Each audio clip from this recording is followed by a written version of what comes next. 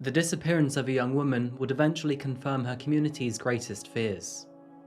And when police learned the details of her killer's past, it would send both anger and shock throughout the town of Bacchus Marsh and Australia. My name's Adrian, and welcome back to Coffeehouse Crime. Today's video covers the case of Sarah Cafferkey, a bright young woman whose world tragically collided with a cold killer, and a man who should have never been allowed back into society in the first place. If you're new to this channel, I post both solved and strange cases here on a weekly basis, so if that's your kind of thing, please consider subscribing to Coffeehouse Crime. So, who is Sarah Cafferkey? What events unfolded after her disappearance? And how was her killer able to get away with such a thing? Allow me to share her story. Pull up a seat, grab a coffee and sit back. This is the case of Sarah Cafferkey.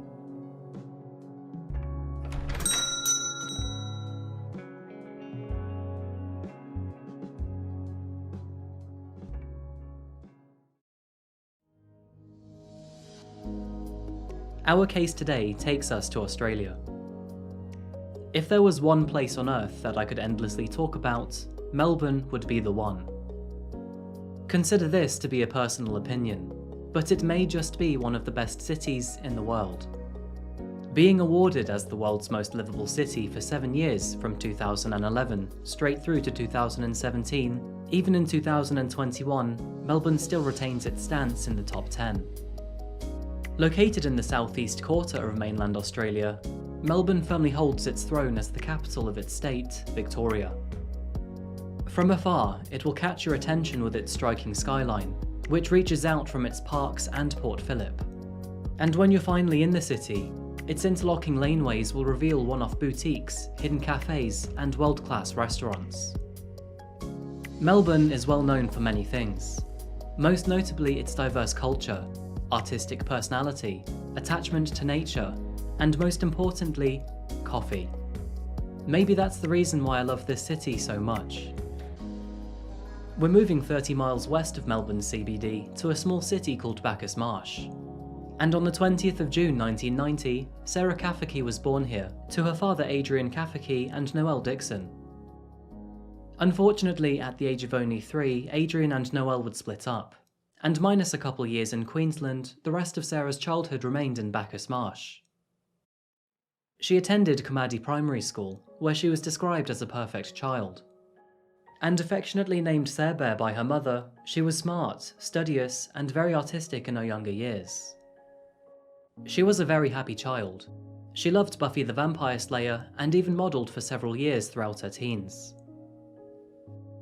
At around the age of 15, Sarah was formally diagnosed with asthma, and, unfortunately, through 10th and 11th grade, her condition would progress, leading her to frequent asthma attacks, some of which resulting in hospitalisation. And by 12th grade, she was being homeschooled, unable to attend Bacchus Marsh College due to her condition. Around this time, at the age of 16, she started to consume alcohol, smoke marijuana, and unfortunately then found ecstasy.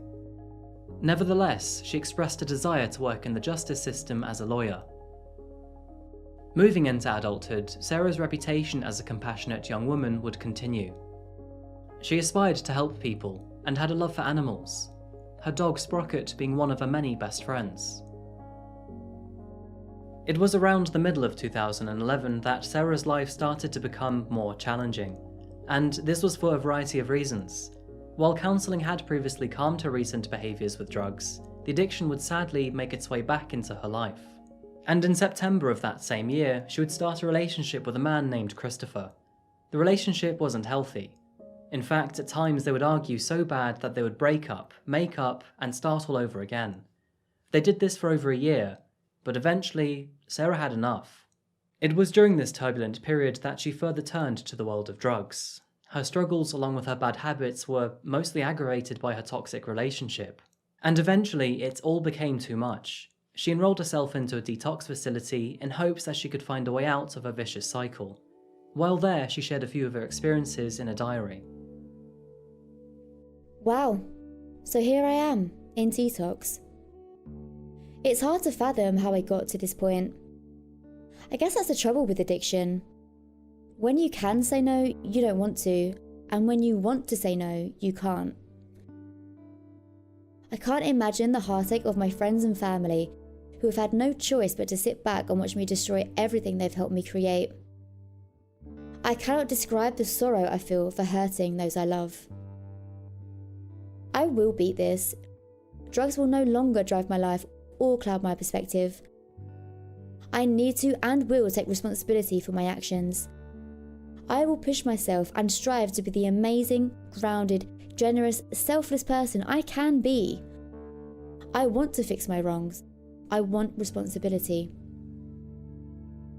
Sarah would successfully complete the program and return to the usual world. But sadly, it didn't make much of a long-term difference. She would relapse back into drug use, and Chris would always be there to worsen the situation. By all definitions of the term, Chris was a real piece of shit. He was unhappy in his relationship, but instead of working to fix the problem, he emotionally tormented Sarah instead. In fact, his behaviours had gotten so bad that in late September 2012, after yet another breakup, he requested his friend to stalk Sarah at work and intimidate her. Sarah kept her cool. She always did, but internally, she was breaking apart. Although she was better known for her kindness and generosity, her recent months had been a struggle. The drugs were nothing more than an accident, and yet here she found herself slipping again, becoming a victim, just as she was a victim to Chris. In November 2012, Sarah met up with a boss who had some unfortunate news to deliver. She was told that, following her recent unreliability at work, her contract had been discontinued. But it wasn't all bad news. She was told that she could continue with her endeavours once she, quote, got her life back together. Sarah was disappointed. However, all things considered, this gave her time to reflect on life and correct a few bad habits. With time out of work and some TLC, she'll be back on the right path in no time. In her diary, she once wrote the following. I aspire to be the generous, caring person I once was. I respect all the amazing people in my life, and I need to show them that. My actions will speak louder than my words, positively as opposed to the past. I will change. I will be me again. I will love again. Myself and life. Sarah desperately wanted to get her life back on track. With that in mind, she booked herself in to re-enter the Detox facility on the 13th of November 2012. It had worked previously for her, so maybe next time it will stick. But with only a few days to go until Sarah was back in rehab, maybe some time to sit back and relax with friends was in order. Not necessarily accompanied with the use of drugs, but perhaps a few beers instead. In the afternoon of the 10th of November 2012, a surveillance camera at Foodworks, a local supermarket in Bacchus Marsh, captured Sarah leaving after purchasing some alcohol. She had just texted a recently made friend to meet up for drinks, and perhaps some more of the harder stuff too. All in the confines of his own home, located nearby. She seemed happy. All things going on in her life considered, nothing seemed out of place to family or friends. However, after showing up on this camera and leaving Foodworks, Sarah would disappear. Her mother, who reached out to Sarah later on that day, never got a response back from her daughter. She was already worried for Sarah. The day before this one, Sarah actually returned to Chris's house to reunite and rekindle things, something which understandably put Noelle on edge. And she survived the visit, there was no drama. But the next worry on Noelle's mind was this new friend that she was seeing. She even highlighted this concern to Sarah via text message, in which Sarah responded, If anything happens, Ali knows where he is, and where he lives. This was actually Sarah's last message to her mother. She didn't reply to texts sent later that afternoon, or into the night, or even the following day. It was the 12th of November, 2 days since her disappearance, that Noelle reported Sarah as a missing person to police. And by the 14th of November, police issued a public plea for information around Sarah's whereabouts. By now, however, with Bacchus Marsh being such a small community, everyone in the local area was already looking for her. There's growing concern for a 22-year-old Bacchus Marsh woman who's been missing for almost a week. Sarah Cafferkey was last seen by her family on Friday night before heading out with friends and has a condition requiring medication. Sarah has fair complexion, black shoulder-length straight hair with green eyes. Her silver Astra sedan is also missing. With her asthmatic condition, friends and families were concerned for her safety. But no luck was drawn in any of the locations searched for Sarah. Aside from the surveillance footage discovered by Foodworks, the first clue emerged on the 15th of November, when police spotted her vehicle, a silver 2001 Astra sedan, just outside of a house in Owen Street in Maribyrnong. But the discovery bared no fruit. No signs of foul play or tampering were observed, and the homeowner had no idea either. It was on the 6th day of Sarah's disappearance that a harrowing situation had finally been realised.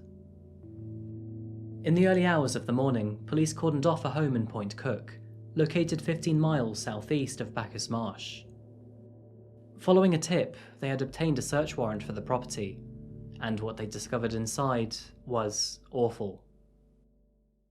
While near the house, investigators could smell a persistent odour of decay. And, after following their noses, they found that it was originating from a green wheelie bin, which was located inside the garage. The bin appeared to be full of concrete.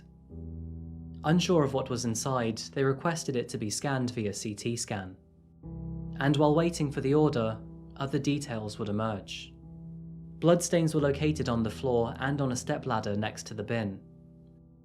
And nearby, they would also find empty bags of rapid-set concrete and a container of lime, an acid commonly used to break down biological matter. The CT scan of the wheelie bin would confirm investigators' greatest concerns. It revealed that inside of it was a human body, entombed in concrete. And, with great tragedy, the body belonged to Sarah Cafferkey.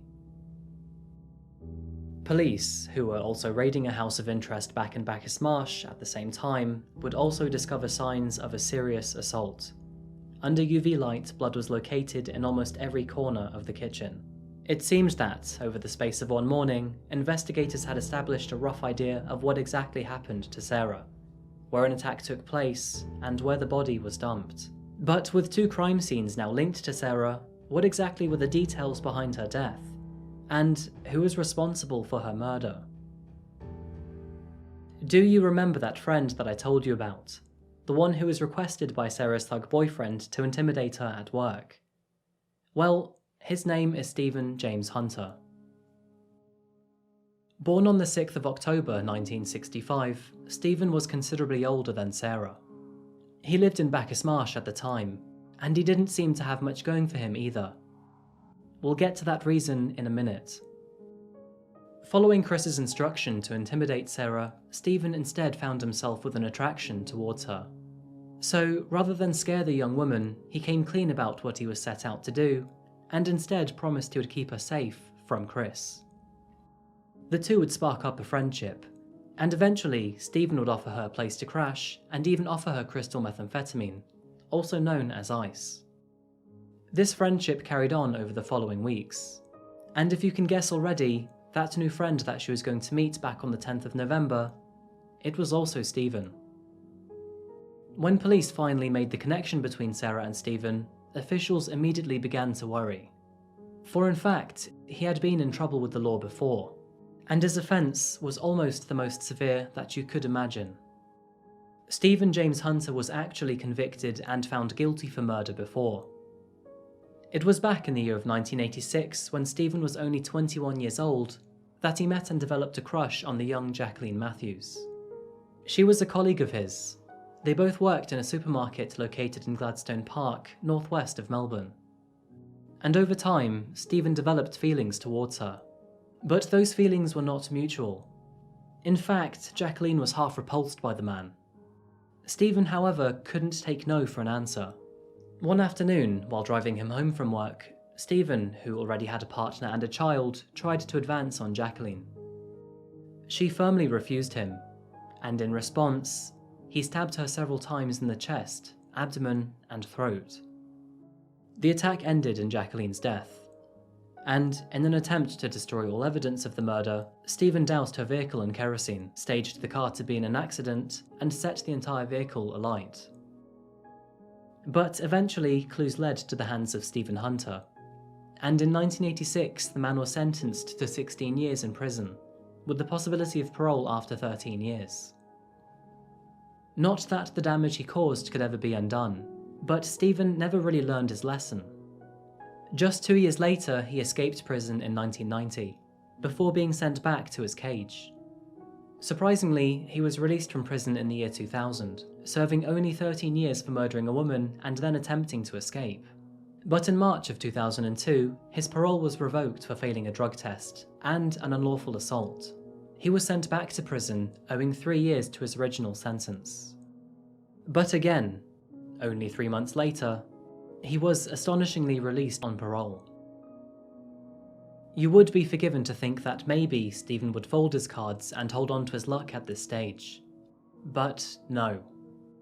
Much like a fly to a spider's web, the idiot never stopped dancing with the devil. In October 2004, Stephen was taken back into prison once again for drug trafficking, stalking, kidnapping, and intentionally causing injury to another human.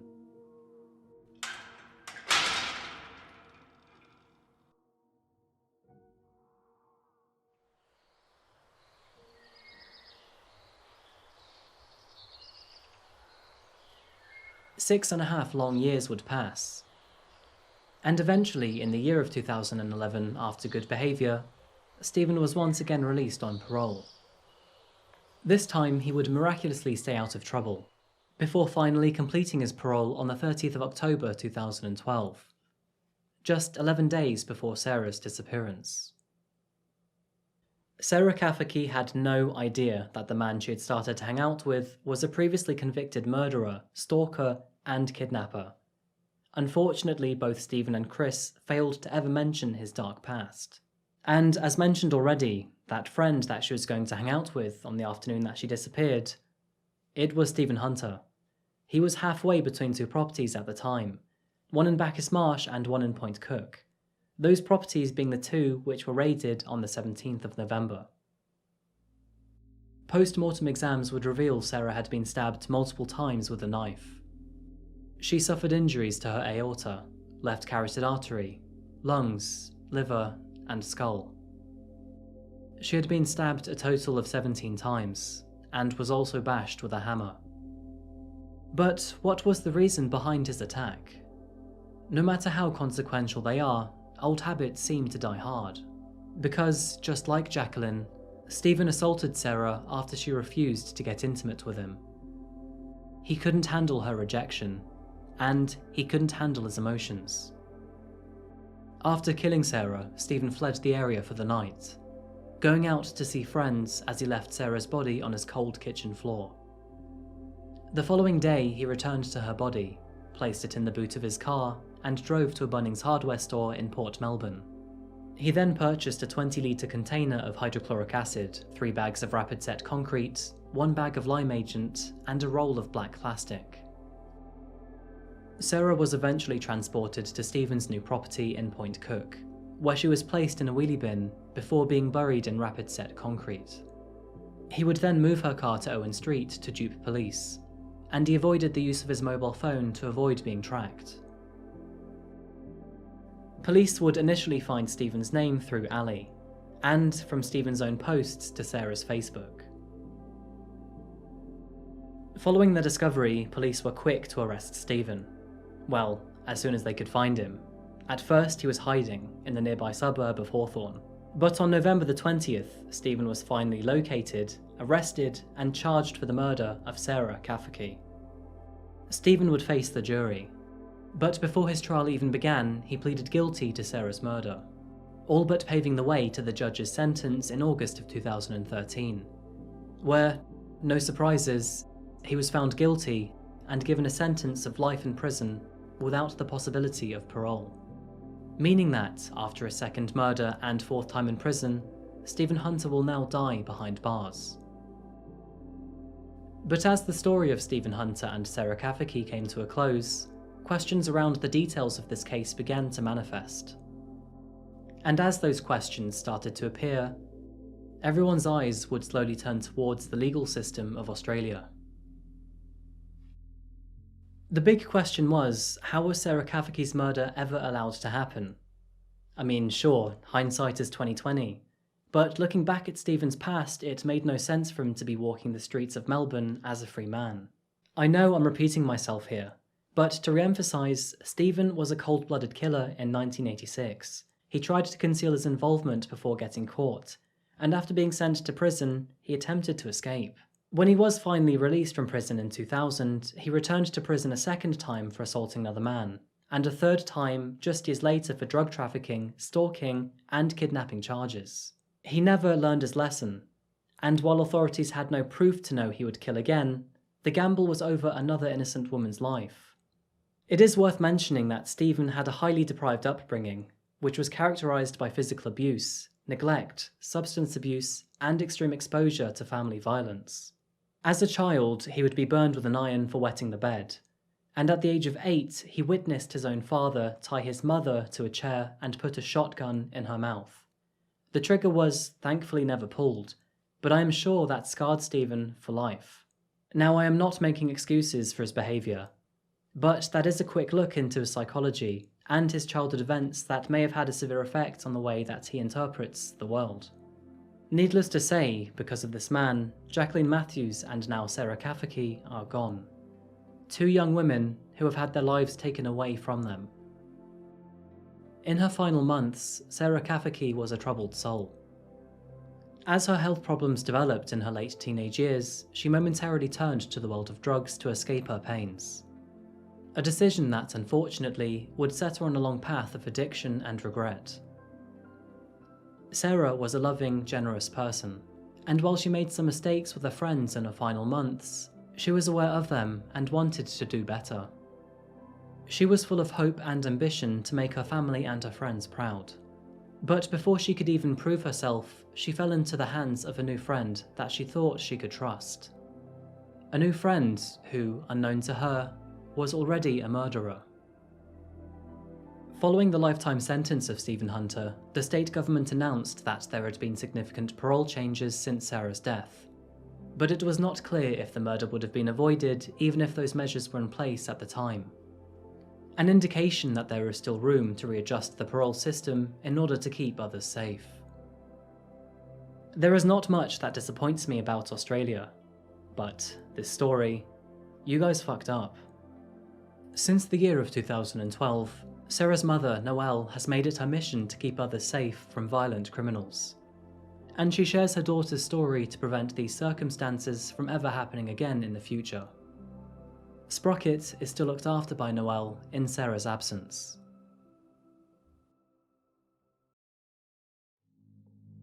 Thank you so much for watching another video today by Coffeehouse Crime. If you found this video interesting or you learned something new today, then please remember to like the video. And if you haven't subscribed yet, then please consider doing so too. So what do you think about Stephen Hunter? Should he have ever been allowed back into the real world? Was the court too lenient with his parole? And what could have been done differently? Please let me know in the comments below. A special thank you to Freya for being the voice of Sarah through her diary. If you're interested, Freya does some awesome streaming of games over on Twitch. I'll leave a link to her Twitch channel in the video description below. Anyway, that's all from me today, folks, and you know it by now, I'll be right here, behind this camera, waiting for you in the next one. Until that moment arrives though, look after each other. Goodbye.